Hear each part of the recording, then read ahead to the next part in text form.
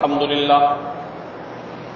لله نحمده ونستعينه ونستغفره ونؤمن به ونتوكل عليه ونعوذ بالله من شرور أنفسنا ومن سيئات أعمالنا من يهده الله فلا مضل له ومن يضلل فلا هادي له ونشهد أن لا إله إلا الله وحده لا شريك له ونشهد أن سيدنا ومولانا محمدا عبده ورسوله أما بعد فأعوذ بالله من الشيطان الرجيم بسم الله الرحمن الرحيم يا أيها الذين آمنوا كتب عليكم الصيام كما كتب على الذين من قبلكم لعلكم تتقون صدق الله مولانا العظيم.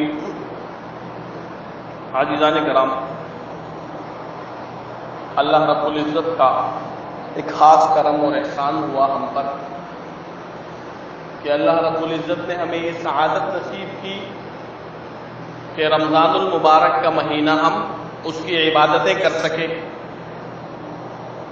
وہ ایک حدیث میں نے پہلے بھی آپ کے سامنے بیان کی تھی کہ نبی کریم صلی اللہ علیہ وسلم کے دور میں دو صحابی ایسے تھے جو حالت کفر سے دونوں دوست تھے اور اکٹھے ہی نبی کریم صلی اللہ علیہ وسلم کے پاس حاضر ہو کر کے انہوں نے ایمان لائی. پھر اس کے بعد جتنی بھی جنگیں تھیں تمام جنگوں میں وہ اکٹھے ہی شریک ہوتے رہے، دوست تھے دونوں. اور پھر ایسا ہوا کہ ان میں سے ایک صحابی کا ایک جنگ میں ان کو شہادت ہو گئی. وہ جو دوسرا صحابی تھا اس کی زندگی تھوڑی لمبی تھی، تقریباً کچھ عرصہ تک وہ پھر زندہ رہا اور پھر بعد میں بقضائے الہی اس کا انتقال ہو گیا. یعنی ایک شہید ہوا ہے اور ایک کا انتقال ہوا ہے. کسی نے ان کو خواب میں دیکھا کہ جس کا انتقال ہوا ہے وہ پہلے جنت میں جا رہا ہے اور جو شہید ہوا ہے وہ بعد میں جنت میں جا رہا ہے. تو اس دور میں صحابہ کرام رضوان اللہ علیہ مجمعین رات کو جو بھی خواب دیکھتے تھے وہ خواب صبح میں آ کر کے نبی کریم صلی اللہ علیہ وسلم کے سامنے بیان کرتے تھے کہ رات کو ہم نے یہ خواب دیکھا ہے. نبی کریم صلی اللہ علیہ وسلم ان کو اس کی تعبیر بتا دیتے. نبی کریم صلی اللہ علیہ وسلم نے فرمایا کہ ٹھیک ہے، جو آپ نے دیکھا ہے ایسا ممکن ہے. صحابہ کرام نے عرض کیا کہ یا رسول اللہ صلی اللہ علیہ وسلم، ایک طرف شہید ہے جس کے متعلق قرآن پاک کہتا ہے کہ وہ زندہ ہے، جس کے متعلق حدیث کہتی ہے کہ خون کا قطرہ زمین پر گرنے سے پہلے ہی پہلے اس کی مغفرت ہو جاتی ہے، جس کے متعلق لکھا ہے کہ جنت کے درجات میں اونچا درجہ اس کا ہوگا. نبی کریم صلی اللہ علیہ وسلم نے ارشاد فرمایا کہ ٹھیک ہے کہ وہ شہید ہے، لیکن جو دوسرا صحابی ہے اس کو اللہ رب العزت نے وقت دیا.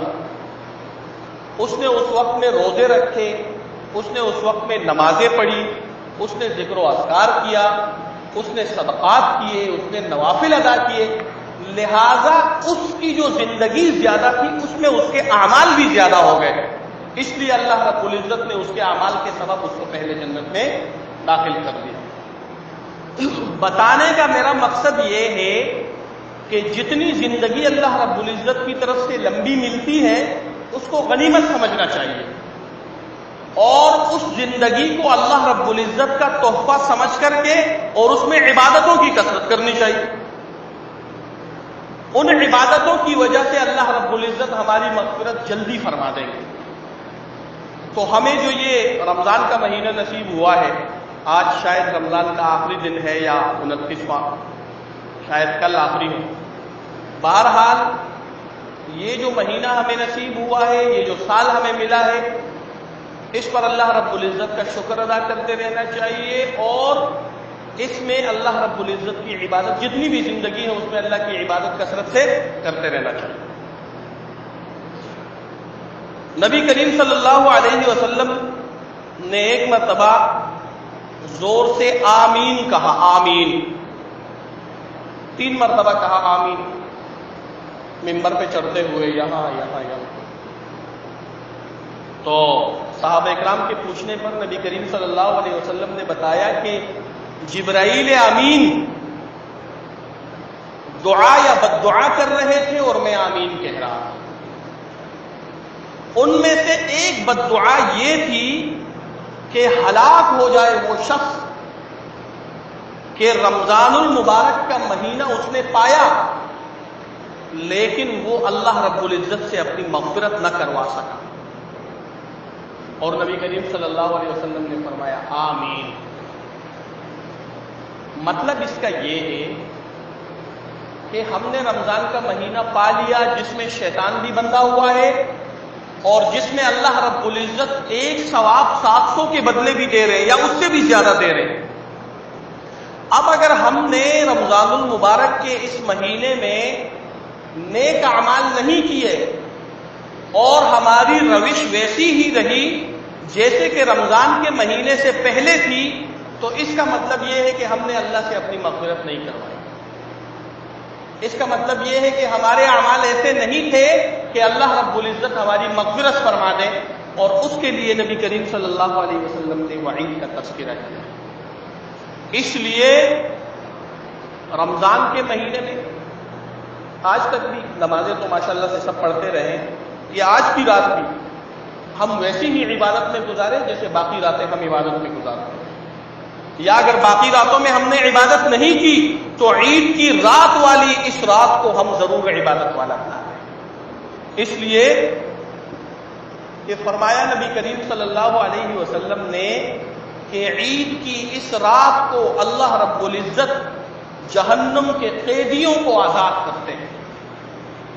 جن لوگوں پر جہنم واجب ہو چکی ہوتی ہے اللہ رب العزت ان کو جہنم سے خلاصی کا پروانہ دے کر کے جنت میں جانے والا بناتے ہیں۔ اس لیے آج کی رات کو خاص طور پر عبادت کے ساتھ خاص ہونا چاہیے۔ میں نے آپ کو بتایا بھی تھا ہمارے ہاں تو رواج تھوڑا عجیب ہی ہے کہ پورے رمضان کے مہینے میں لوگ داڑیاں بھی چھوڑ دیتے ہیں، رمضان کے مہینے میں لوگ نوافل بھی پڑھتے ہیں، رات کو تراویح بھی پڑھتے ہیں، بازاروں میں بھی جانے سے احتراز کرتے ہیں، لیکن جب جیسے ہی رمضان ختم ہو جاتا ہے اور چاند رات ہوتی ہے تو میں نے یہ دیکھا ہے کہ یہ بازاروں میں اسپیشل قسم کے ڈیگ، یہ بڑے بڑے اسپیکر نہیں ہوتے، وہ لا کر کے اور بازاروں میں لگائے ہوئے ہوتے ہیں، اور عید کی رات اس میں خوب دما چوکڑی صبح تک۔ حالانکہ ابھی ابھی ہم نے رمضان گزاری ہے، ابھی ابھی ہم نے ایک ایسا مہینہ گزارا ہے جس میں اللہ رب العزت مغفرت کا وعدہ کر رہے ہیں، لیکن جیسے ہی وہ مہینہ ختم ہوا تو ہم نے کہا یہ جتنی کسر باقی تھی پورے مہینے کی وہ تو آج نکال ہی لینی۔ تو اس چیز سے بچنا نہایت ضروری ہے۔ میں آپ سے یہ نہیں کہتا کہ آپ خریداری نہ کریں، عید کے لیے نئے کپڑے ہونے چاہیے، نئے نہ صحیح اپنے کپڑوں میں سب سے بیسٹ کپڑے ہونے چاہیے۔ میں آپ سے یہ ضرور کہتا ہوں کہ عید کے موقع پر آپ اپنے لیے اور اپنے بچوں کے لیے عام دنوں سے ذرا اچھا کھانا بنائیں، ان کے لیے عام دنوں سے ذرا اچھا پہنائیں ان کو، ٹھیک ہے نا؟ لیکن یہ بھی نہیں ہونا چاہیے، ایک تو فضول خرچی و اسراف نہیں ہونا چاہیے بالکل، دوسری بات یہ ہے کہ ایسے بازاروں میں جانے سے احتراز کرنا چاہیے کہ ہمارے رمضان کی پوری عبادت جو ہے وہ وہاں پر ساری کی ساری ہم نکال دیں۔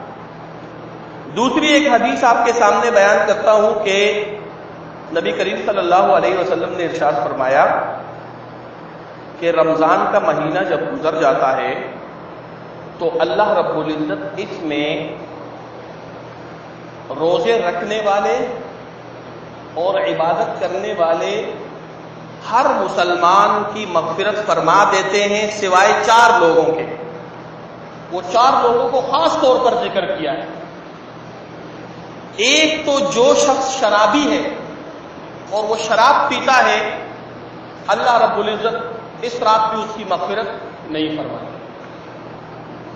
دوسرا وہ شخص جو اپنے والدین کا نافرمان ہے، اس کو بھی اللہ رب العزت رمضان میں نہیں بخشتا۔ تیسرا وہ شخص جو اپنے عزیز رشتہ داروں کے ساتھ کسی دنیاوی وجہ سے قطع تعلق کرتا ہے، دنیاوی وجہ سے، دیکھیں ایک تو ہے دینی وجہ، اس میں تو اللہ رب العزت نے جو فرمایا کہ جو شخص اللہ کی رضا کے لیے کسی سے اپنا تعلق کاٹے اور اللہ کی رضا کے لیے کسی سے اپنا تعلق جوڑے تو قیامت کے دن وہ میرے عرش کے سائے میں ہوگا. ٹھیک ہے، وہ الگ ہے. میں آپ کو دنیا کی بات کر رہا ہوں. اسٹیٹس میں بڑا فرق ہے. وہ بڑا غریب آدمی ہے، میں ذرا اچھی جگہ رہتا ہوں، وہ ایک ایسی جگہ رہتا ہے کہ میں یہ نہیں کہہ سکتا لوگوں کو کہ یہ میرا رشتہ دار ہے، یا میں نے اس سے فلاں چیز مانگی تھی اور اس نے مجھے نہیں دی، لہٰذا میں اس سے ناراض ہوں، میں نے اس کے ساتھ قطع تعلق کر لیا. یہ ساری دنیاوی غرضیں، کاروبار کی وجہ سے یا رشتہ داریوں کی وجہ سے یا کوئی اسٹیٹس کی وجہ سے، کسی بھی وجہ سے اگر دنیاوی غرض سے آپ نے اس کے ساتھ اپنا تعلق ختم کیا تو کہتے ہیں کہ اللہ رب العزت اس رمضان کی رات کو بھی مغفرت اس شخص کی نہیں فرمائے. اور چوتھی چیز ہے کینہ پرور، جو دوسرے لوگوں کے لیے دل میں کینہ رکھتا ہے، جو یہ سوچتا ہے کہ یہ فلاں آدمی بہت اچھا ہے، اللہ کرے اس سے یہ چھن جائے، مجھے ملے کہ نہ ملے لیکن اس سے چھن جائے، یہ غریب ہو جائے، برباد ہو جائے. ایسا شخص کینہ رکھ، دل میں کینہ رکھنے والا شخص جو ہے اس کی بھی مغفرت نہیں ہوتی. اور جب مغفرت نہیں ہوئی تو میں نے آپ کو بتا دیا کہ جبرائیل علیہ السلام فرما رہے ہیں کہ ہلاک ہو جائے وہ شخص، اور نبی کریم صلی اللہ علیہ وسلم ارشاد فرما رہے ہیں کہ آمین. تو اس لیے یہ جو 4 چیزیں میں نے آپ کو بتائی ہیں، خاص طور پر اس کو ہم دیکھ لیں.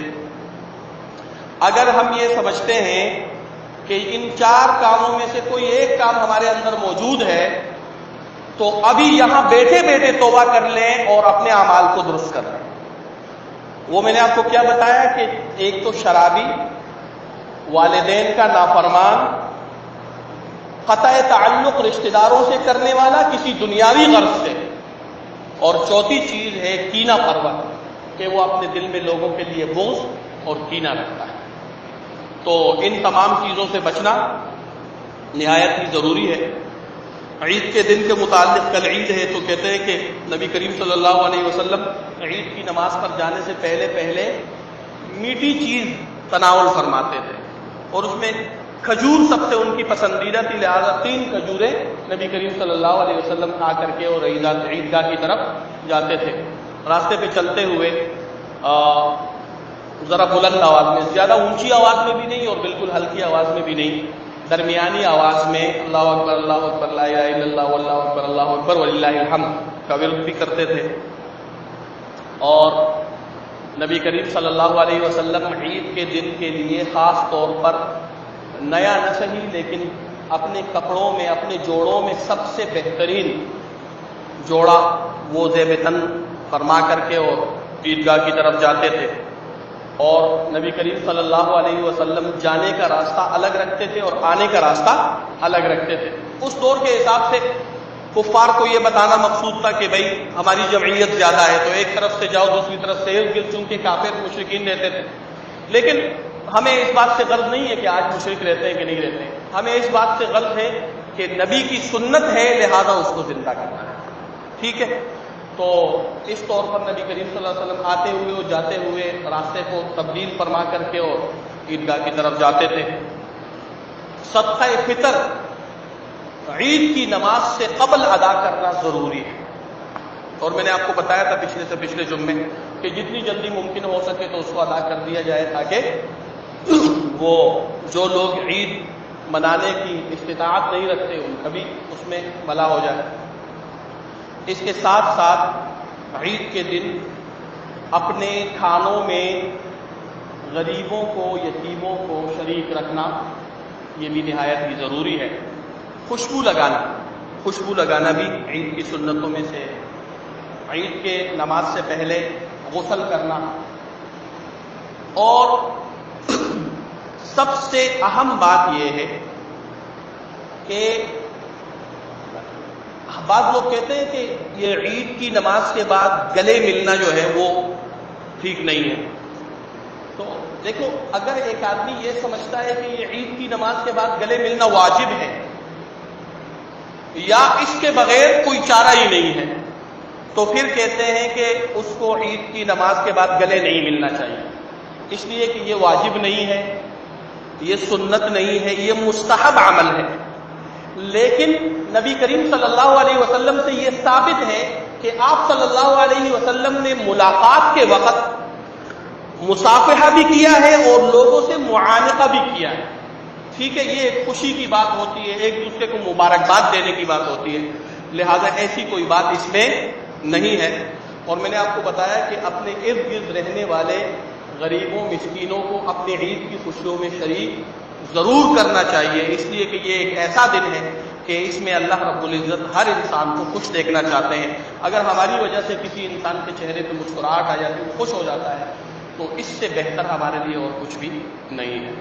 अल्लाह रब्बुल इज़्ज़त हम सबको इन तमाम बातों पर अमल करने की तौफीक नसीब फरमाए। वाखिर दावाना अल्हम्दुलिल्लाहि रब्बिल आलमीन। सुन्नत